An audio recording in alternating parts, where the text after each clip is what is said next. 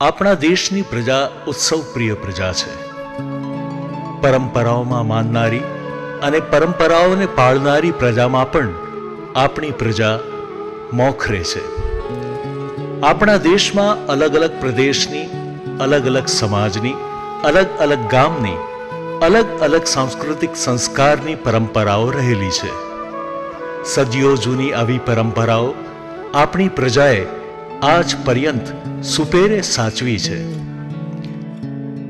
આ ભિન્ન ભિન્ન લોક પરંપરા માહેની એક પરંપરા છે ગુજરાતના હૃદયસમા મધ્ય ભાગમાં આવેલ મહેસાણા જિલ્લાના વિસનગર તાલુકાના વાલમ ગામની સદીઓ જૂની પરંપરા હાથીઓ ઠાઠું. મહેસાણા જિલ્લામાં વેદ પુરાણ કાળની સંસ્કૃતિ ધરવાયેલી પડી છે. સાંસ્કૃતિક ઉત્સવો અને પરંપરાઓ આ જિલ્લાની અમૂલ્ય ધરોહર છે. વૈવિધ્યસભર વિપુલતાઓથી સમૃદ્ધ આવી પરંપરાઓ આપણા બાપદાદાઓ તરફથી આપણને મળેલ અણમોલ વારસા સમાન છે. મહેસાણા જિલ્લાના વાલમ ગામે ઉજવાતો સાહસિકતા સભર લોકોત્સવ હાથિયા ઠાઠું એ માહેનો એક અણમોલ વારસો છે. મહેસાણા જિલ્લાની મુખ્ય નદીઓ સાબરમતી, ખારી અને રૂપેણમાંથી ઊંઝા નજીક રૂપેણ નદી પાસે આ વાલમ ગામ આવેલું છે. ઉત્તર ગુજરાતની આગવી સાંસ્કૃતિક ઓળખ સમા શુકન મેળાઓ માહેનો એક મેળો આ વાલમ ગામમાં ભરાય છે. આ મેળાઓમાં દરેક જગ્યાએ જુદા જુદા રિવાજો પ્રમાણે વર્ષ કેવું જશે એનો વર્તારો કાઢવામાં આવે છે.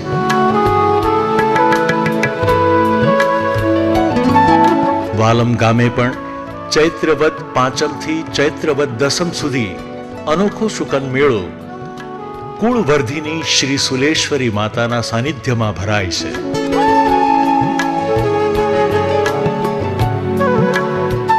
સમગ્ર પ્રદેશમાં આ મેળાનું અનેરું આકર્ષણ જોવા મળે છે.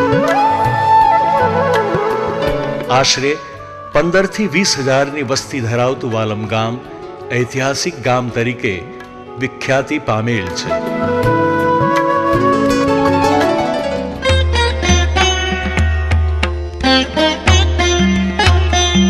યા દેવી સર્વભૂતેષુ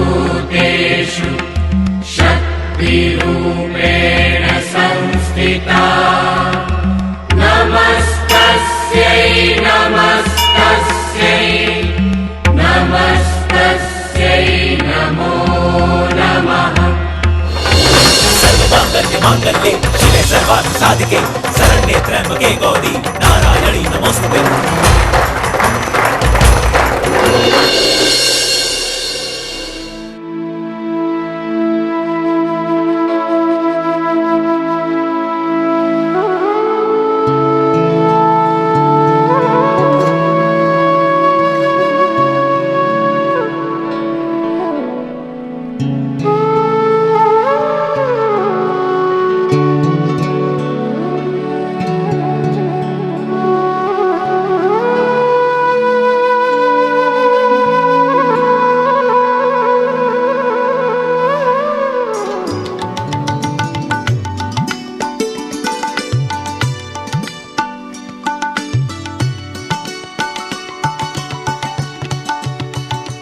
સામાન્ય રીતે શાંત અને સુમસામ દેખાતી વાલમ ગામની આ શેરીઓ ઉત્સવ શરૂ થવાની થોડીક ક્ષણો પહેલા માનવ મહેરામણના કીડિયારાથી ઉભરાઈ જાય છે.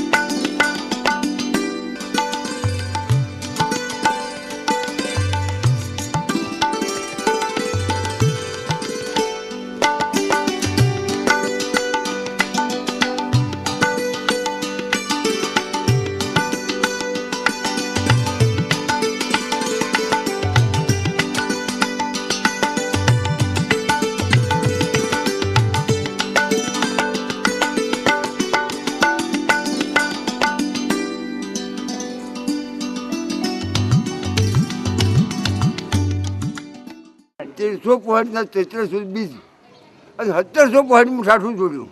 કુંવરબાઈના લગ્ન અહીં થયેલો, સોમરશાહના લગ્ન વડનગર થયેલા, કુંવરબાઈનું ઉમેરું અહીં પૂરેલું. આ આપણા ઇતિહાસમાં અત્યારે મોજૂદ છે. આ શુકન મેળામાં ચૈત્રવદ નોમ અને દશમના દિવસે અહીં યોજાતો લોકોત્સવ ચરમસીમાએ પહોંચે છે. આ બંને દિવસે હાથીઓ અને ઠાઠું એમ બે ગાડા વિશિષ્ટ રીતે શણગારીને કાઢવામાં આવે છે. એમાં એક ગાડાના ધૂસરા આગળ હાથીનો મોઢા અને સૂંઢ જેવો આકાર બનાવવામાં આવે છે, જે હાથિયા તરીકે ઓળખાય છે. જ્યારે તૈયાર કરવામાં આવેલ બીજું ગાડું સાદું હોય છે, જે ઠાઠું તરીકે ઓળખાય છે. 1365માં ચંદાદ પાર્ટીના વડવાઓ અહીંયા આવીને વસવાટ કર્યો. 8 માઠ કરી જોયો એટલે 1 ના 2 દિવસ થયા. અત્યારે શું ગણાય છે?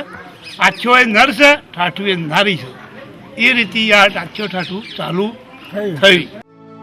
વાલમ ગામમાં વસવાટ કરતા પટેલોમાં વઢવાણા અને ચંદાદ તરીકે ઓળખાતા બે જાતિના પટેલો વસે છે. વઢવાણા પટેલો હાથીઓ તૈયાર કરે છે, જ્યારે ચંદાદ પટેલો ઠાઠું તૈયાર કરે છે. હાથિયા ઠાઠુના આ લોકોત્સવમાં વર્ણ જ્ઞાતિના ભેદભાવ ભૂલીને સમસ્ત ગામ ઉજવણીમાં એકાકાર બની જાય છે. સામૂહિક જીવન ભાવનાની આપણી સાંસ્કૃતિક પરંપરાનું અદ્ભુત ઉદાહરણ આ વાલમ ગામ પૂરું પાડે છે. નાત જાતના ભેદભાવ ભૂલી એકતા, સંપ, સાહસિકતા અને શૂરવીરતા બતાવવાનો ધાર્મિક લોકોત્સવ ઉજવવા સમસ્ત વાલમ ગામ ઉમંગભેર ઉમટી પડે છે.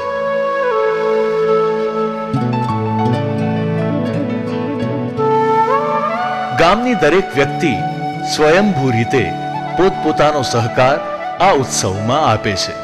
કોઈ પણ વ્યક્તિને કોઈ પણ કામ માટે સૂચના આપવામાં આવતી નથી, તો પણ આવો મોટો લોકોત્સવ સ્વયંભૂ રીતે પાર પડી જાય છે.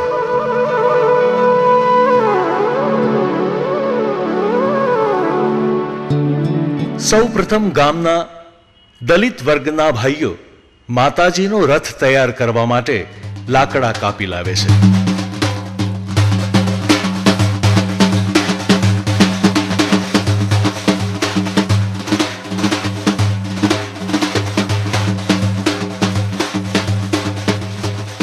ઉત્સવ શરૂ થતા પહેલા ગાડાના બળદ અને નગારાની જાહેરમાં હરાજી બોલાવવામાં આવે છે.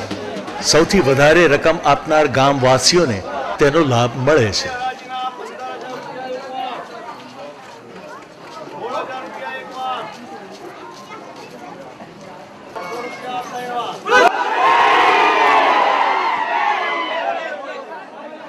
સુથાર જ્ઞાતિના બંધુઓ માતાજીનો રથ તૈયાર કરવા માટે લાકડું ઘડી આપે છે.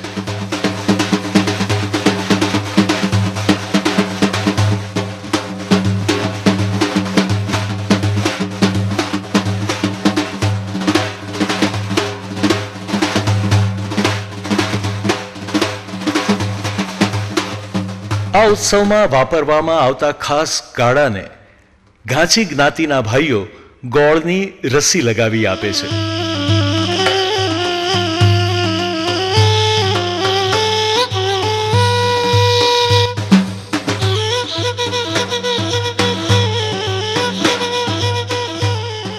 વાળંદ કે નાય જ્ઞાતિના ભાઈઓ મસાલો પેટાવીને અજવાળું રેલાવે છે.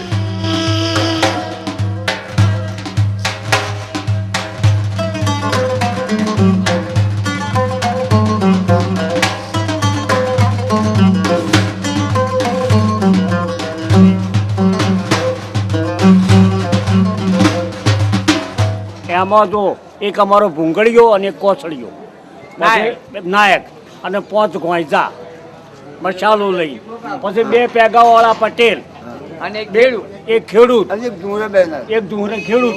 એમાં જો એક ખેડૂત હાથિયાનો ખેડૂત બહારથી આવે છે, ગામનો કોઈ નહીં.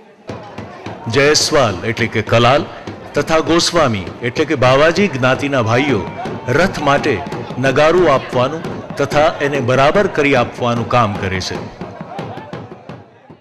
કુંભાર અને દરજી જ્ઞાતિના ભાઈઓ પણ પોતાના વ્યવસાયને અનુરૂપ સેવા આપવા આવી જાય છે.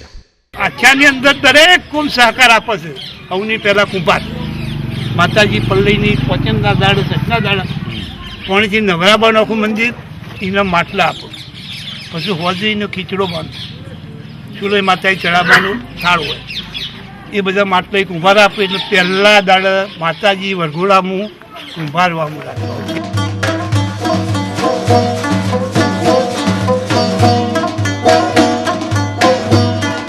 પટેલ જ્ઞાતિના ભાઈઓ તૈયાર કરાયેલ આ રથનો સૂત્રધાર બનીને રથને જોતરવા માટે સારા અને તંદુરસ્ત બળદો આપે છે.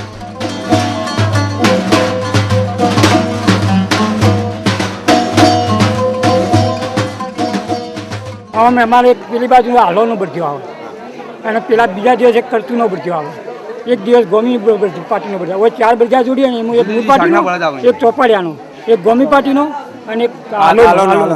બીજા દિવસ 4 જોડીએ એમાં એક કરતુનો ભરતીઓ આવે અને એક ગોમી પાર્ટીનો, એક મૂળ પાર્ટીનો, એક ચોપાડિયા પાર્ટીનો.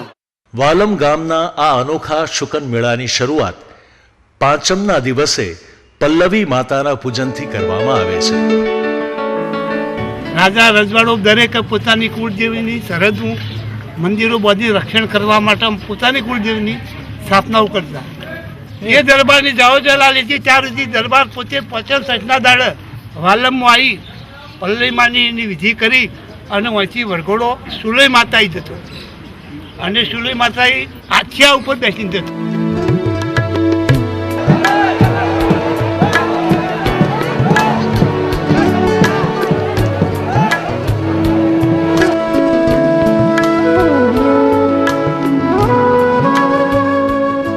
ચૈત્રવદ નોમ અને દશમની મોડી રાત્રે શરૂ થઈ પરોઢ સુધી ચાલતા ઉત્સવની પૂર્વ તૈયારી કરવા માટે ઉલટભેર પોતપોતાને ભાગે આવેલી કામગીરી બજાવવામાં ગામ લોકોને એક અનોખો આનંદ મળે છે.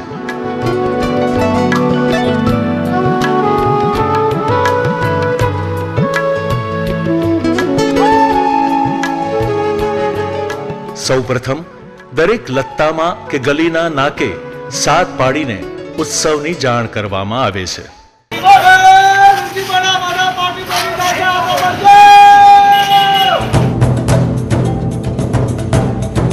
ગામના ચોપાડિયા વિસ્તારમાં હાથીઓ તૈયાર કરવામાં આવે છે.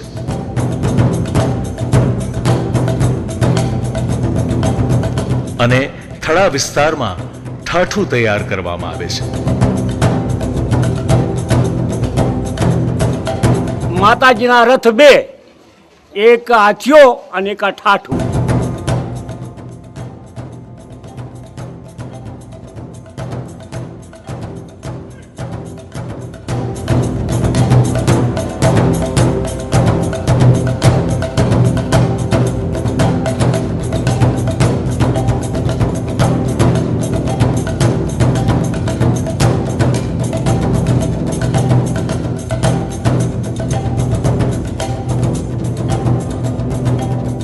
સદીઓ પહેલાના ઘરે તો નવા રૂપ રંગ ધારી લીધા છે, પણ જૂની નિશાની તરીકે પથ્થરની થાંભલીની 2 કુંભીઓ આજે પણ સાક્ષી રૂપ શેરીના નાકે મોજૂદ છે.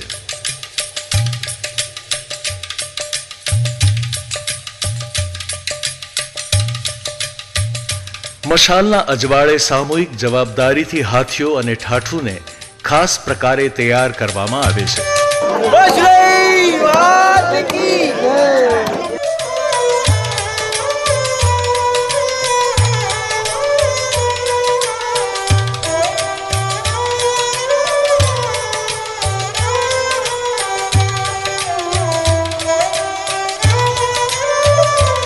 જૂના અનુભવી વડીલો વિષય નિષ્ણાત તરીકે આગળ રહીને આ રથ તૈયાર કરે છે.